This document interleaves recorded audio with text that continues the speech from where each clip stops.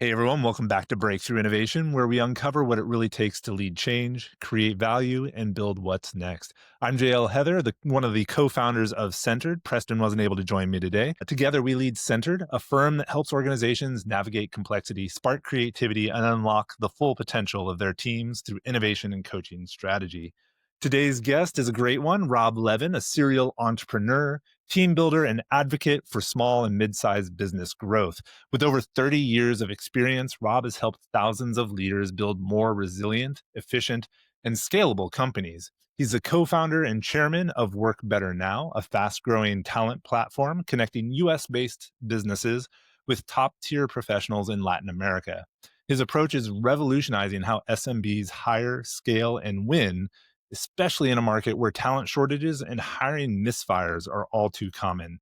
From his early days as a Big Six CPA to publishing the New York Enterprise Report to building one of the country's fastest growing companies, Rob brings pragmatic wisdom and hard won lessons to every conversation. Rob, I think this is going to be an interesting one. Welcome to the show. Yeah, thanks for having me, JL. So, maybe a great place to start diving in. Work Better Now, it's a fast growing company. You're serving SMBs, which I think is a really great market. What was the problem you were originally trying to solve, and how has the solution to that problem been evolving over time?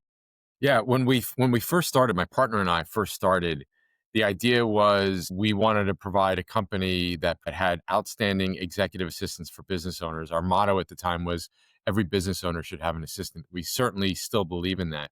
What happened over time is we started to see a few of our clients and a few that I knew quite well hiring several of our people. And then I was thinking, well, hold on a second. How many assistants do you really need? I know you're busy, but come on. So what our clients were telling us, well, hey, Rob, actually, we hired this one to be my assistant. Turned out he was great in marketing and she was great in customer service. And this one was great in inside sales. So we pivoted and we still provide assistance for business owners. Very big role for us. We're really happy to see more and more business owners getting an assistant. But then we really expanded it to high performing talent from Latin America for over 40 different roles for small and mid-sized businesses. And essentially solving a different problem, which is it's getting harder and harder to find great, high working, high performing talent locally or anywhere, really almost anywhere in the States. No, that's great. Oh, and I think probably one of the big things I see is hiring just in general is such a big challenge. And I think you said most companies suck at hiring. Why is that? Like, what is it that makes hiring so hard? So hiring is a subset of the problems that we're trying to solve, but it's one that's been, I mean, it plagued me and still does, by the way, occasionally plague me. Turns out that, your people and your culture, that's going to dictate your success more than probably anything else in your business. Yeah.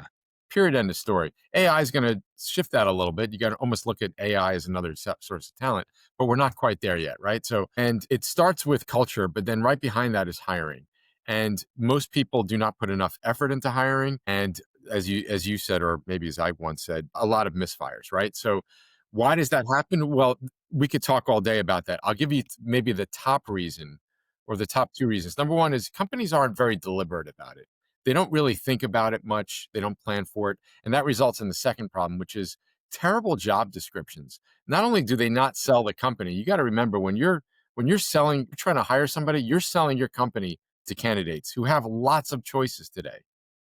Forget about what you're reading in the media about slowdown in hiring. Trust me, if you're running a small or mid-sized business, you know how hard it is to hire people today. You got to market yourself.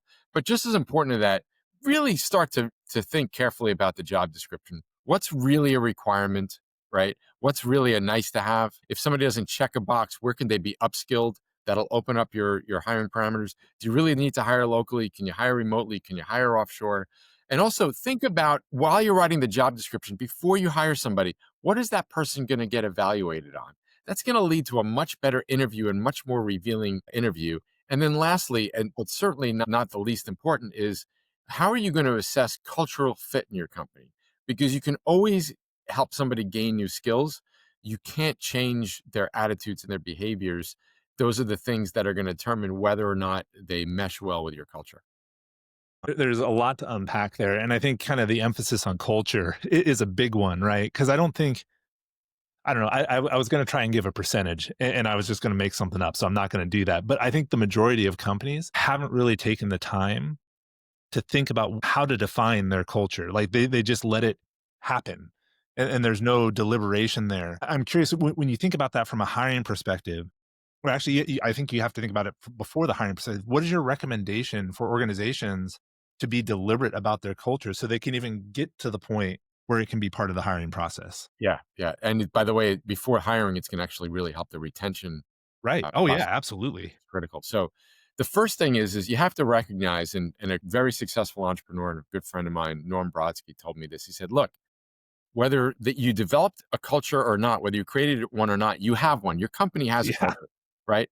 Now the question then is, it goes to another friend of mine, Jack Daly, very successful speaker and sales guru, says, do you have a culture by design or is it by default? And it's never too late. Sure, the easiest time to create a culture is when you start the company.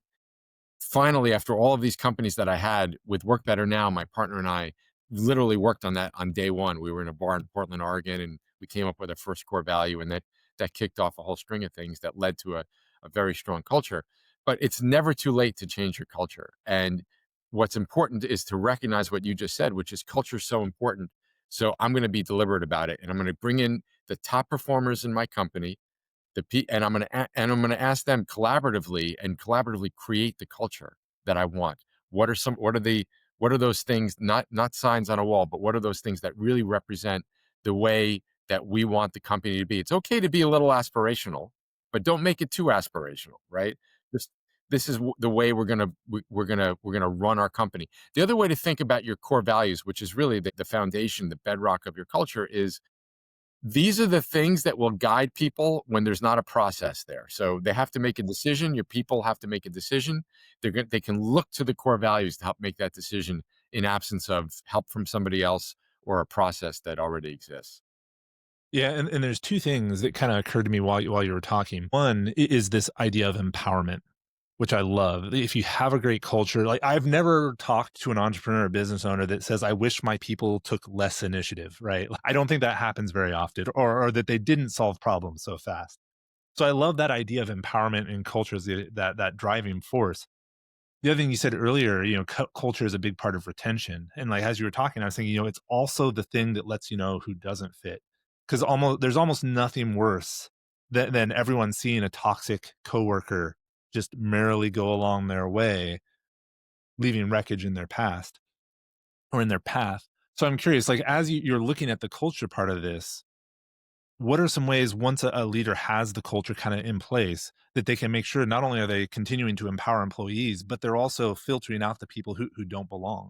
Yeah. So there's you're really talking about two sides of the culture, right? One is people who are adhering to the culture or living it, and the most important thing you can do there, and by the way, it's very easy to do, is recognize them. At Work Better Now, we're 100% remote. Most of our people are in 80% of our people in Latin America. We have a weekly call with the entire team. It's about 50 right now, not the 500 or so that are working for our clients, just our team. And one of the things we do on there is we have the W Awards, where we recognize people for going above and beyond and in congruence with one of our core values.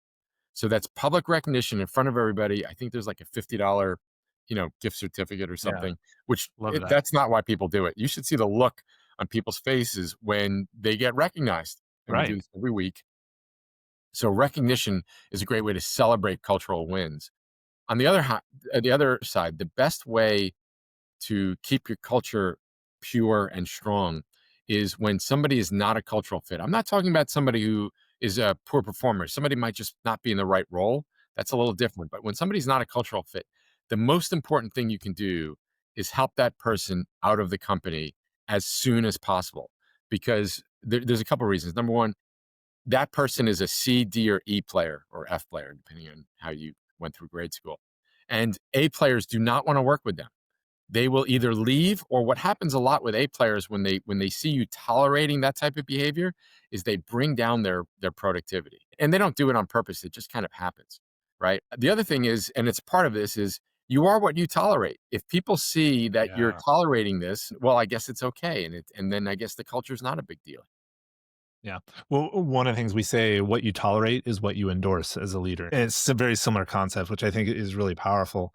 I do want to switch gears a little bit because I'm interested. You run a podcast, great talent, great business. I think I got that right? So when we started Breakthrough Innovation, I've enjoyed it so much and learned so much. So I'm curious, what's inspired you to start your podcast, and what are some of the learnings you've gotten from running it? Well, as we mentioned earlier, your talent and your culture, these are going to be the biggest factors in your success. Other things come into play for sure, but this is gonna be one of the, and it's the hardest one to crack often for a lot of companies. So on top of that, if you just read like the media and a lot of books, a lot of this stuff's created for large companies.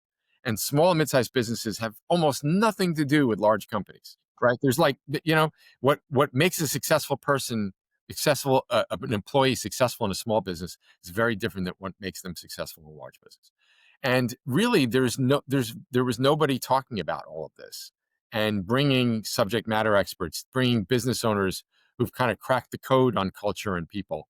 And that's what I really wanted to do, and that's what we're doing with the podcast, is bringing these really important, you know, uh, uh, less tangible topics, but yet so crucial to the success of your business, bringing them to our audience every week. And it's tied to another big initiative that we're working on, and pretty soon is my book will be coming out called the New Talent Playbook. Congratulations. Yeah, and then with the podcast, and we're also launching a Substack, we'll be able to continue a lot of the conversations that we start in the book, and really creating a playbook for business owners in terms of how do you deal with talent. And by the way, the talent game has changed over the past 10 years. The way you lead and manage people 10 years ago isn't going to work today. So it's never been a more important time to talk about these things. Well, and it's funny, like, so many people hear the word innovation and they think products right off the bat, right? And I think there is just as much room for innovation in the way we find talent and work with people within our own organization, and it feels overlooked a lot. Maybe, like, if you had your crystal ball, what is the future of talent, and what are the innovations that are on the horizon that you feel like might be changing things? Well, first of all, the future of talent, I think a lot of it has to do with being more human. So the old days of, hey, that person's lucky to have a job here, like that is way gone, right? Absolutely, yeah. COVID accelerated something, which was work-life balance, which has already been shifting for over 100 years.